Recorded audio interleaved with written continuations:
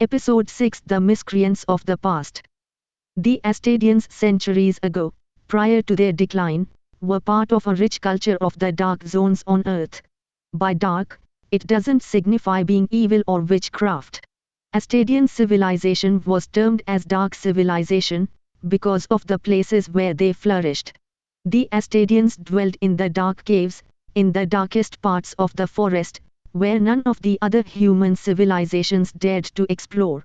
They worshipped Mother Nature and were enriched with deep knowledge of healing, astronomy, astrology, marine science, earth science, deriving food and medicines from the various resources found in forests. Just like the Atlanteans and the Mayans, they were far more advanced in knowledge and way of lives, when rest of the humans were still leading a tribal nomadic life, fighting among the tribes for expansion and livelihood. They were one of the most favored civilizations of Mother Nature. They focused on their own people, and never interfered with the outside world. The angels seldom feared that this civilization would someday come out of their dark zones into the light, for expanding in the mainstream, where the other human civilizations were still primitive, but feared the angels, and remained under their control. The angels ruled the earth through their oracles, who governed the humans.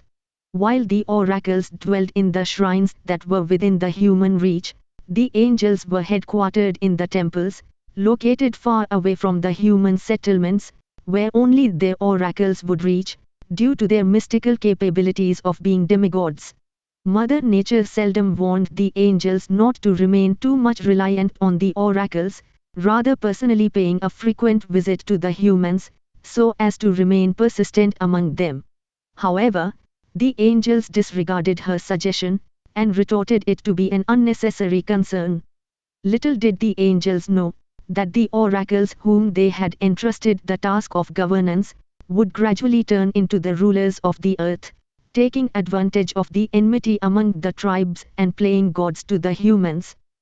The oracles were not aware of the Astadians, and were busy enjoying their might over the tribal civilization, to keep them primitive and away from evolving to better intelligent civilization. However, one of the oracles named Prakrit, who was the oracle to Mother Nature, was concerned over the affairs of the other oracles. Many of the oracles had misled the tribal kings in believing that the oracles were the only divine authorities on the earth, and the angels have authorized them to rule over the humans, while they resided in their temples, built by the human laborers for them, under the supervision of their oracles. To gain more trust among humans, or rather imbibing more fear among them, the oracles seldom created fake disasters near the human settlements through their supernatural capabilities, and then pretended to pacify the angel responsible for the disaster, even when those angels were not responsible for the mishap. This led to a gradual isolation of powerless primitive humans from the angels, as the humans started believing that angels only addressed to the hymns of the powerful oracles and not common human beings. The oracles started gaining more respect and political powers from the masses, whose generations slowly started believing that the oracles governed the angels, and not the other way round. As days passed, while tribal kings and their families started gaining more preferential services from the oracles, the common subjects led a poor and low life. This slowly started giving rise to the elite cultures amongst the civilizations.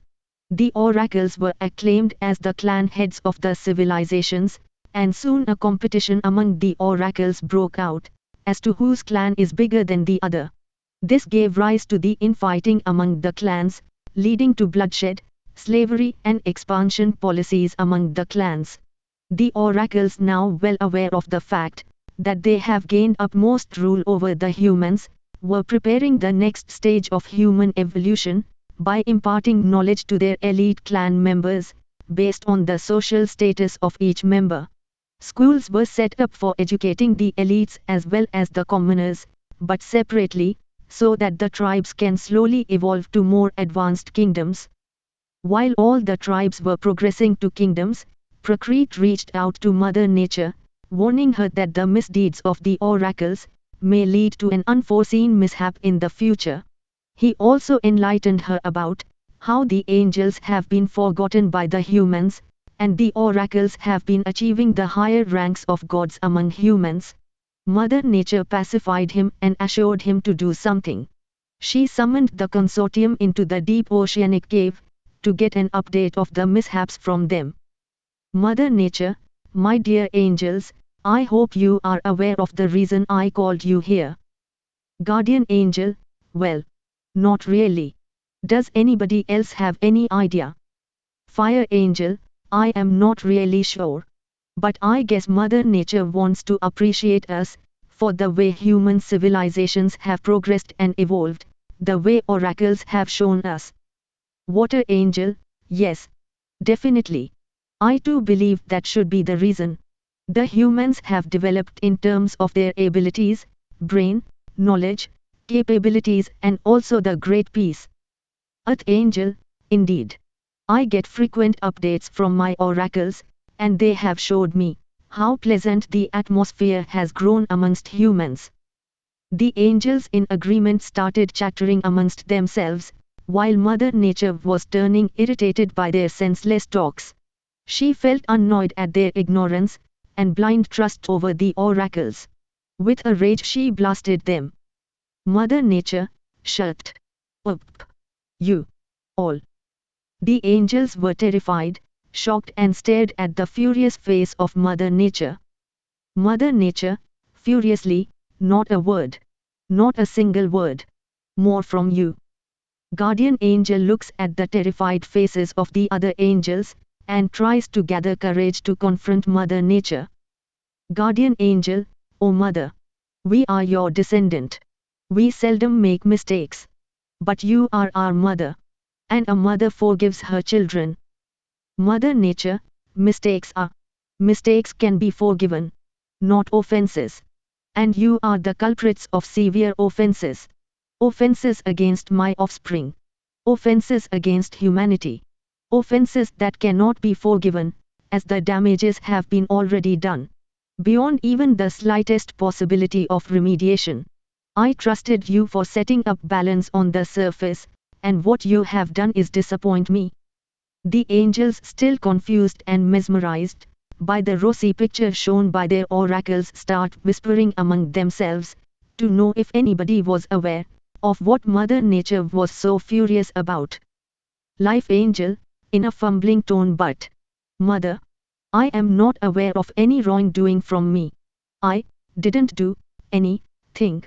Are you angry? On. Moves the face around gazing other angels. Fire Angel, in an annoyed but scary tone, what do you mean? Lifey. Are we the culprits? At least, I am not aware of any misdeed by me. The other angels too get defensive and put forth their defenses. But Mother Nature turns them off, which scares them even further. Spine-chilling thoughts intrude their minds, as if they were about to face fierce judgments for their sins.